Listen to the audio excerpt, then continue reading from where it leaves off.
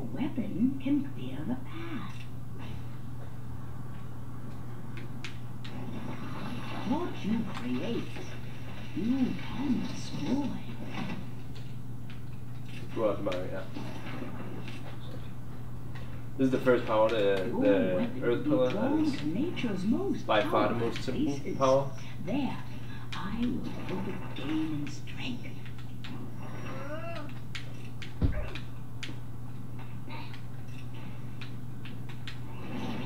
You see all the areas, this area is what we call an ink pool, and these things, the rocks flying around is indicating that it's Earth Pillars you can draw from there. Mm-hmm. There's the yellow circle that comes out, or so you can jump up that. Indicates how tall you can draw the from there, ink pool. Enter Mustachio's lands.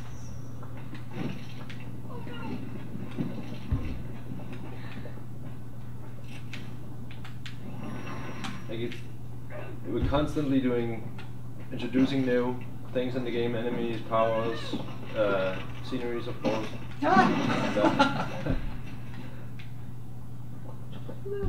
And also, like, variation was one of the key things. We're also changing how much focus there's on platforming, how much there's in drawing, how much there's on the puzzles. It's like an ambition for keeping the game fresh at all times. So you can't draw from anywhere where there's not an ink pool. It's like it's a way to allow for us to make tight design puzzles. But then again, allowing to have a magic marker where you can do things freely as we do. You also have what they call it. We also have many puzzles that have many solutions, because it's like not a fixed number on how many things you can actually do at many points. But this is probably the least secret, super secret in the game, because it's the very first one. But it's the old lady's broken amulet, and we collect pieces from that. That's like the. Then we have some other collectibles as well.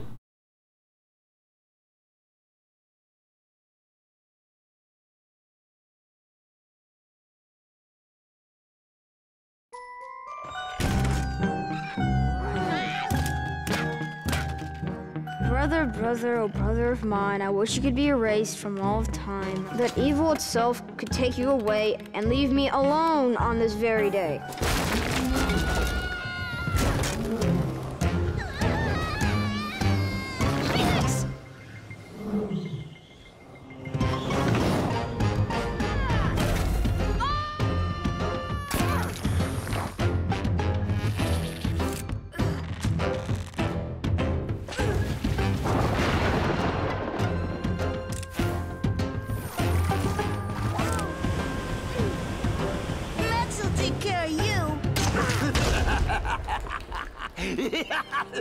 And my beast will take care of Max. Felix!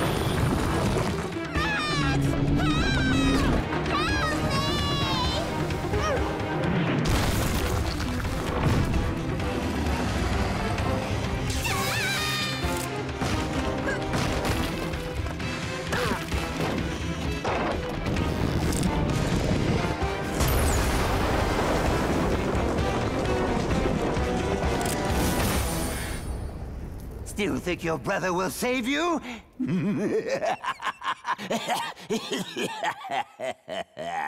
don't want to get run. Oh. I think it's fair enough to die there.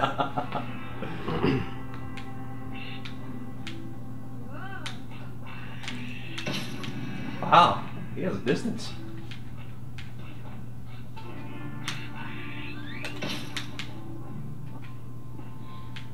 So when making a game like this, I mean, obviously you're going to have a lot of challenges just in terms of balance. I mean, do you let obviously it's super creative in how you're trying to, like you said, solve puzzles. You're not doing it one way, but do you find that it's hard to balance that aspect of fun and storytelling at the same time?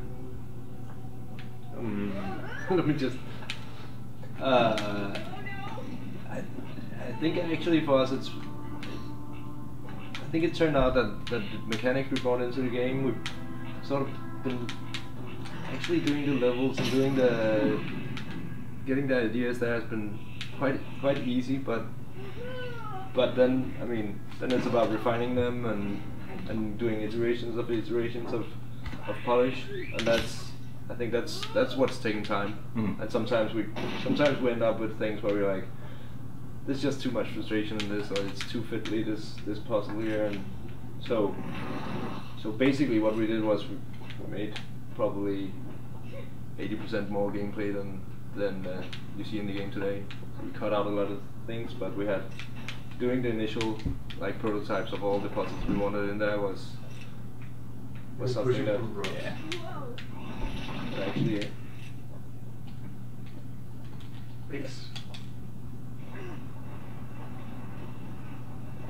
and then after that it's also like defining the balance between when do we need something that's more action packed and when do we need something that's more puzzly is also something that we've been going through the game a bunch of times, finding out if there's too much of one kind, or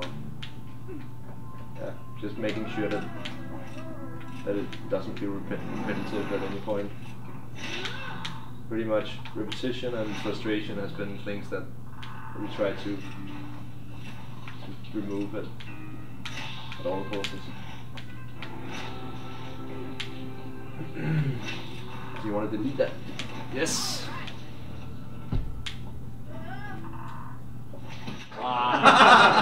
And then you want to make the jump. Everything was perfect. So this is a good example of where there's actually just like a little soft puzzle. Well, one of the things that we're also focused on is making sure that the player feels progression all the time. You don't want to do like extremely hard puzzles. We want to do puzzles that are definitely challenging, but we would love people not to get stuck, and we would also, I mean, it would just be great if people actually played the whole game.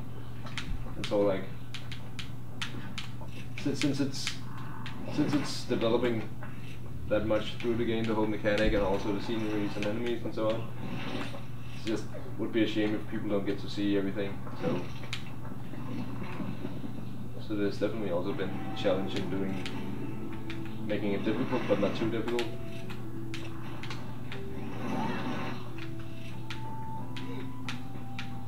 I think for an average gamer it will take 6-7 hours to play the game.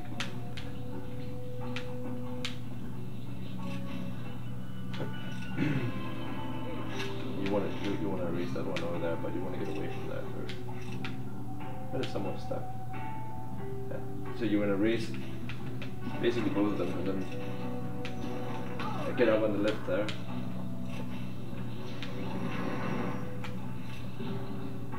And draw. Yeah. Okay. Yeah. You don't have to draw it, but you need to get over there now. Yep. Good job. You did good.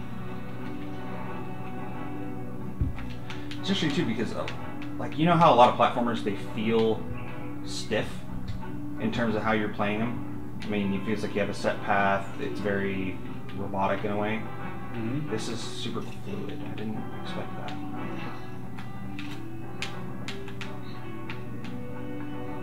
Sounds like a positive thing to me. Yeah. So. Let's take this. Well, it's like the controls are refined. They're not super sensitive or over, they're not being super picky in the way I handle things. We're also trying not to. I mean, in many cinematic games, we see that you're sort of helping the player a lot behind the scenes. So jumps, we still want you to make precise jumps and so on, not being totally on rails in that sense.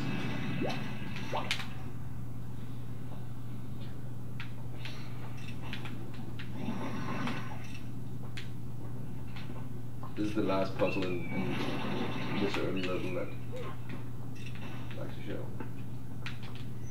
And you totally figured it out as he did it. Yeah, he did.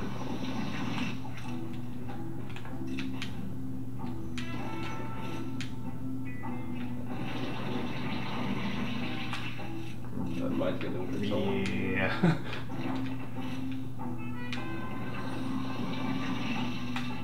That's good enough. Okay. All you go. So this was the easy part. Other part is actually not that bad either because it's a level where you get a new power, but it's much later in the game. As all This is gonna be what? You are close yeah. to So the sacred pool. Here all the go different powers have sort of different erase schemes to them. The tree branch you can slice it. So where you erase you will slice it, and you'll have a movable object. In this case, try to draw as far as you can with that, and jump down on it. And then slice it like here or something like that, so you have a big floaty branch. And you need to hold down, and then sort of like slicing is sort of like Fruit Ninja-ish.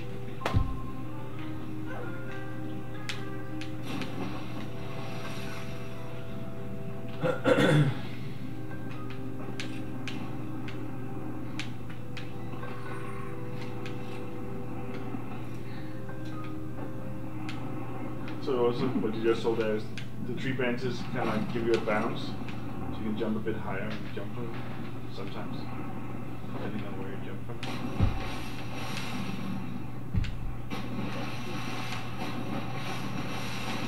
It doesn't really work when they're floating. It works when they're stuck into the ink pool they came from. A sacred pool of water. Go on.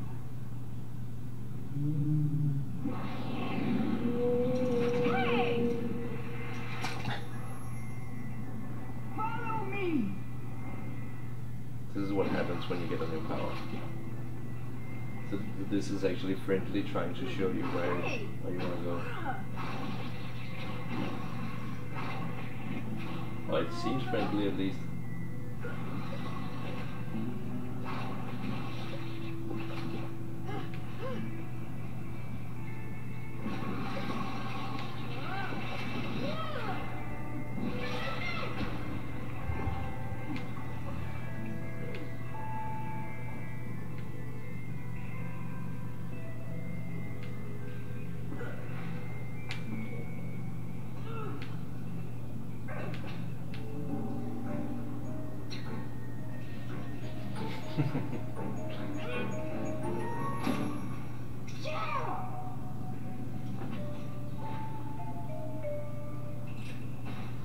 A few times we do stuff where we indicate things with like buttons and so on the screen, but we try to minimize that as much as possible. We really want to keep the feeling of this being like a real world within the game.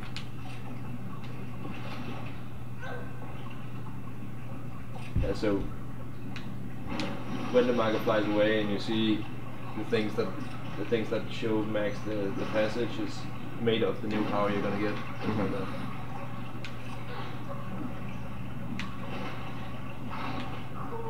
That's great. And here you want to stop. Max, you would know by now that Max cannot survive a jump like that. Just Before I plunged to my death. you see that a lot. You can survive a jump like that, I'd say. And of course, the levels where you do get new powers is also levels where we use that single power a lot alone, but on other levels we'll definitely combine all the different things you can do. Basically, kind of an introduction to them a little bit. Yeah, basically. So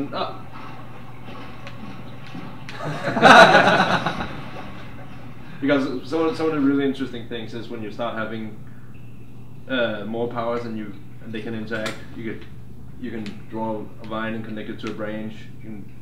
You can get the branch to float in the water. You can shoot a fireball on your branch and it will burn. Stuff like that. Great job. Shouldn't have thought it was like a pipe.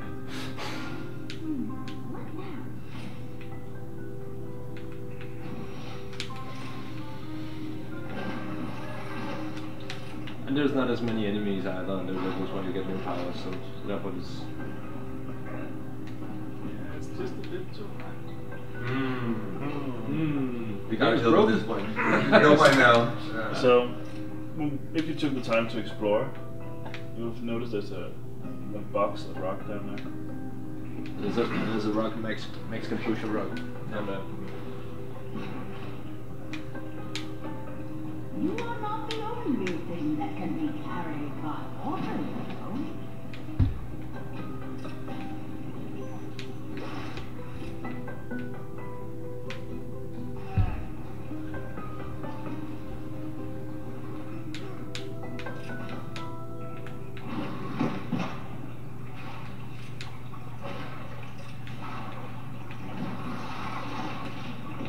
that's just perfect.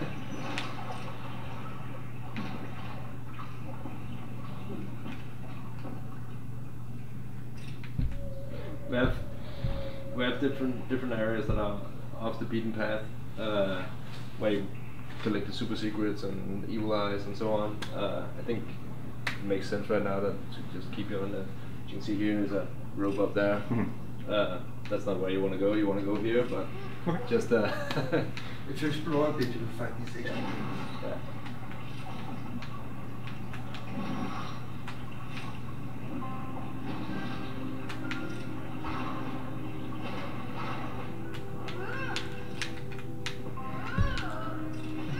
Think fast.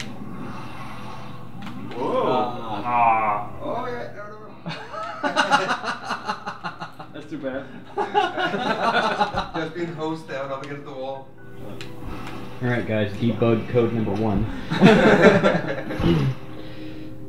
That's Oh, that's bad.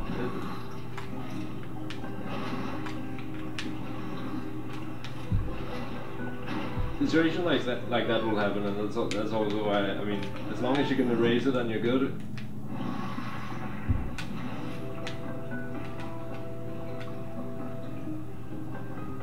So, making sure that the game feels dangerous is also one of the important things, and these guys will snatch Max if it passes them. They can reach like this. So making sure that the player feels like a need to protect Max is important in that sense.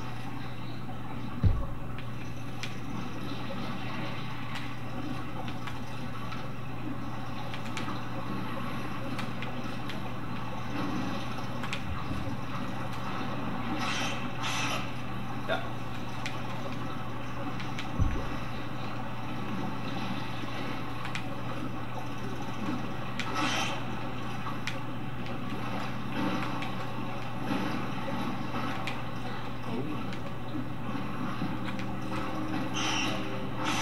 Well done.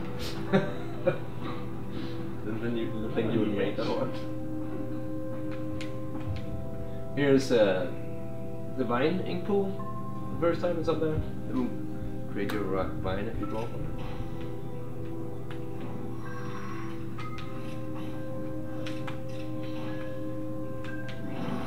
Of course, get the vine in a huge treetop earlier level.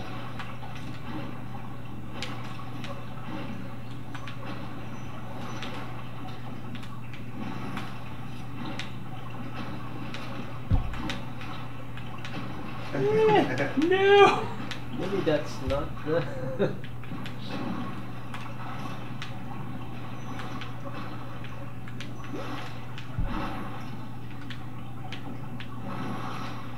Nope.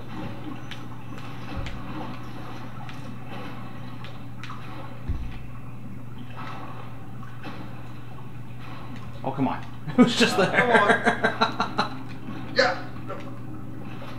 Ah! Come on. I don't know if it's because you lost the initial... Try to jump down from it and join just into the stream again. Yeah, I think get it. it's tall enough. I just think you Yeah. need more momentum Yeah. coming all the way from You just need to get down to the bottom of the stream and make it shoot a little bit. like that.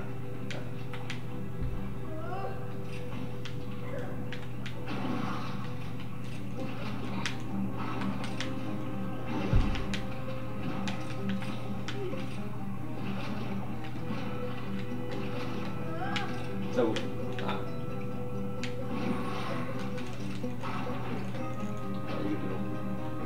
that one is, there's a lot of different solutions on how to do that one actually.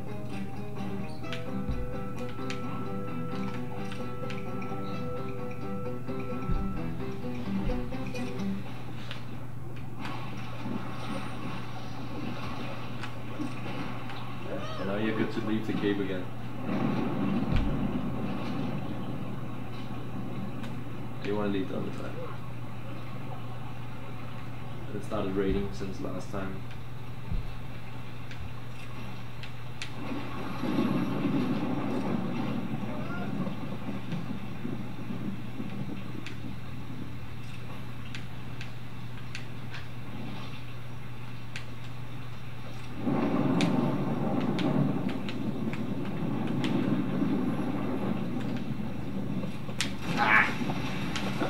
That's one of the things you get used to, like the toggling between drawing and platforming.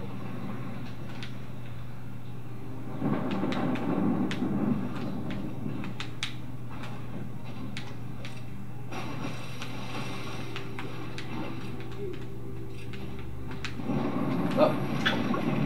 An ink pool can only hold one object at a time. So So you just erase the one you stand so stood on. start drawing a new one from there, erase the one you're standing on.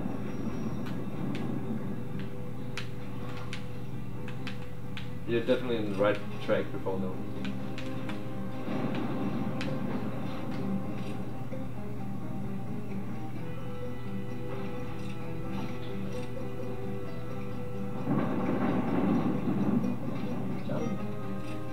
You want to go to it.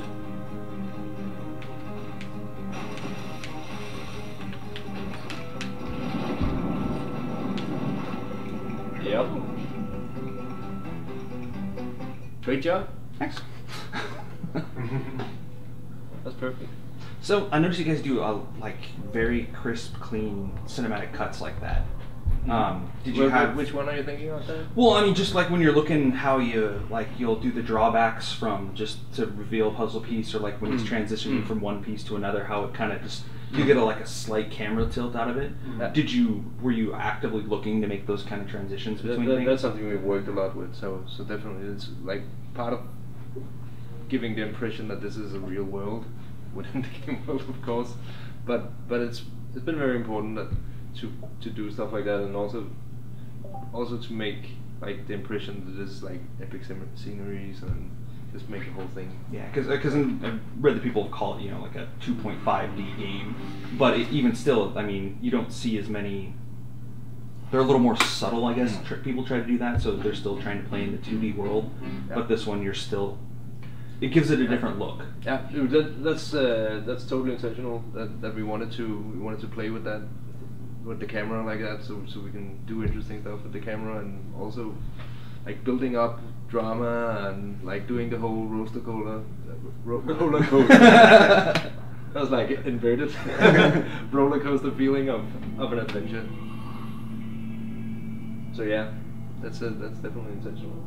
Also, I mean, we have a lot of in-game cutscenes and a lot of small cinematic stuff going on, but we're trying to make as much as it in-game as possible, and using the camera for things like that is just good for doing the storytelling. Instead of trying to explain you're reaching a giant tree, why not take the camera and show it, sort of thing.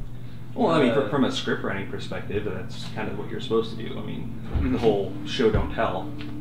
So and as much as the more we can do interactively, the better. So I mean, I think we all like love games with story in, but we also hate games that has this kind of story where you end up like you're spending 30 minutes watching something compared to 10 minutes of playtime. Yeah, but we still want to have the thing that the story adds to the game, which is the motivation and like the whole feeling of something interesting thing is happening all the time. So then I know this is the second game. So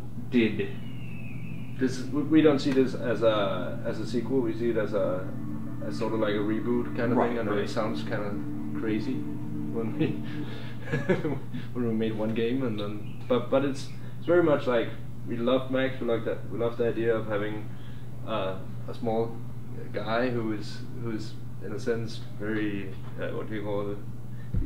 He's both naive but also like a small hero kind of thing, and he's very vulnerable. And yeah, he's a lot of things I'm about to say. But he's also, I think, like a guy everybody can relate to, in the sense that everybody's been Max at one point in their childhood, like guy drawing things and going on like. Yeah. Is there anything, like, was the character inspired? Because I mean, a lot of people when they write something, they pull from something they know, something internally. I mean, not to say he's somebody's little brother or something, or maybe a culmination of childhood events or dreams or something. I think he in many ways he's inspired by sort of like the inner child. He's also inspired by comic characters that reflect that in a good way. I would say a guy like Calvin from Calvin and Hobbes is like he's also a good impression of that kind of young kid that's both like has some humor and also like still a kid in that sense. Are you guys gonna? Does he go through the kind of the throes of like the hero cycle? You know, if you're familiar with that. He starts out without any powers. Is that what you mean? He's more vulnerable in the beginning. Campbell's. So I mean, like the hero's journey. So he's going through. You know, like he crosses the threshold. I mean, you kind of represent that into how he jumps after his brother because something happens. It's this point of no return. You know, the witch is his mentor. Does he go through the stages of, you know, where he has to hit some darkness before his character evolves and learns and kind of pushes through the story? So it's a tool that helps audience people connect with the character. In a way, he definitely does. He starts out being more scared in the world and not powerful, and he gets more and more confident as we go. But there's this part of the game where Max gets down in a dark cave where there's nothing there to see except for what the marker lights up, and down there the old lady can't help him, so he's sort of like on his own. And this is probably like the most scary part of the game. It's down there very claustrophobic, and I think that's probably would fit pretty close to what you're talking about, but yeah. Not trying to get you to tell me the end or anything. I this know is not the end. This is actually some part in the middle of the game. I think it's yeah. Okay. What was? Because I know that the mechanic works a little bit different than the other one. It's quite different. Because that one was more like Crown Physics style stuff. Very close. Rather than now you actually have objects in terms of. So the other one, I think we love the other one because it's extremely free, but you can pretty much draw anything. You have this, everything you draw is an orange line, and it becomes like the object you draw, and that's basically it. But the freedom of that is also making a game that has tight puzzles and also a game that it constantly like changes what you can do and adding powers to it, and you start to overwhelm people, and then you start to like overwhelm the storytelling kind of. Basically, like making a well-designed game like this also takes in that case you also need to have some restrictions on what you do, and I think we have a really good combination in the sense that the powers can do more than just being rigid lines of drawing. They can actually interact with each other, and they have like interesting behavior, and I think we can make really complex things, but the problem with what we did in Max and the Magic Marker is you can pretty much do a staircase anywhere, and you can't really tell if people how they solve the puzzle. You can't really do the payoffs you want to do because it's just basically too free, and too much fiddling and frustration comes out of it. It ends up being an entirely different game, basically. it's Very much.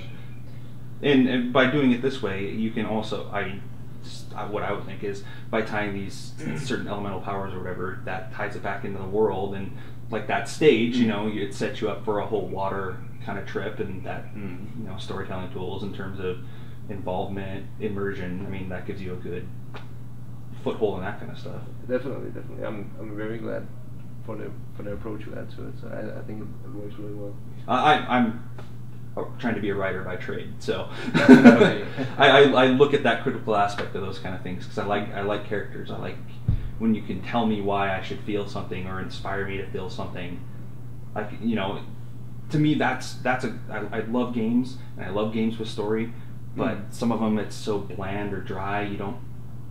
It's like, well, here's some text. Okay, well, thanks, guys. You're making me feel a whole lot here. I mean, this is not Shakespeare or anything like that. No, but the basic elements are there. Adventure within like the scope of what we want to do. Or it's not like trying to just basically trying to give like the classic adventure feeling to the player. But I like it too. I mean, you have a person who sees his brother taken away by his own actions, and within a split second, he has to decide, oh crap, I've done something terrible, I should go after him. Yeah. So you're whether you think about it or not, you're already inspiring a bunch of traits in that character. Right. Yeah, true. So and I think that's important when you can make something human. I think what he's doing is also the whole name of the game, Curse of Brotherhood, is of course like the fact that no matter how much he hates his brother, he always. I have two little brothers, and I know how that is. And it's also the fact that he's actually reading a curse aloud. Oh, yeah, loud. So it's like, and Max and his brother, of course, in the game, they meet up at several points, and there's like some things going on there, which I think is pretty interesting as well. Right on. Yeah. I think that covers questions I have. Cool. Awesome. Well, you're good at playing it. I like puzzlers.